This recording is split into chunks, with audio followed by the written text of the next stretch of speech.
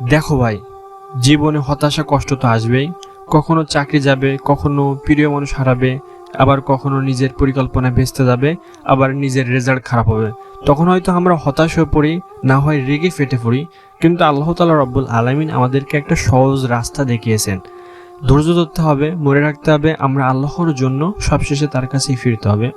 আল্লাহ তাআলা রব্বুল আলামিন কুরআনুল কারীমের মধ্যে বলছেন, অবাশশিরিস সাবিরিন, তবে সুসংবাদ দাও সবরকারীদের, আল্লাযীনা ইযা আসাবাতহুম মুসিবাতু ক্বালু ইন্না ইলাইহি ওয়া ইন্না ইলাইহি রাজিউন, যারা তাদের উপর বিপদ আপত্তি হলে বলে আমরা তো আল্লাহর জন্যই এবং নিশ্চিতভাবে তার কাছেই প্রত্যাবর্তনকারী। এই চিন্তা যখন আমরা নিজের অন্তরের মধ্যে গেঁথে নিতে পারবো, তখন আমাদের কষ্ট হতাশা অনেক হালকা হয়ে যাবে। আল্লাহ তাআলা রাব্বুল আলামিন অবশ্যই ধৈর্যশীলদের পছন্দ করেন। তাই আমাদের নামাজ ও ধৈর্যের মাধ্যমে আল্লাহ তাআলার কাছে সাহায্য প্রার্থনা করতে হবে।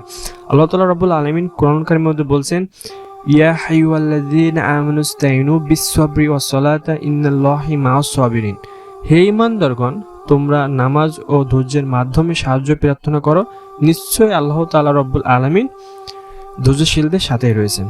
তাই আমাদের ধৈর্য ধারণ করতে হবে, ইনশাআল্লাহ অবশ্যই আল্লাহ তাআলা রব্বুল আলামিনের রহমত আমাদের প্রতি আসবে। আসসালামু আলাইকুম ওয়া রাহমাতুল্লাহি ওয়া বারাকাতুহু।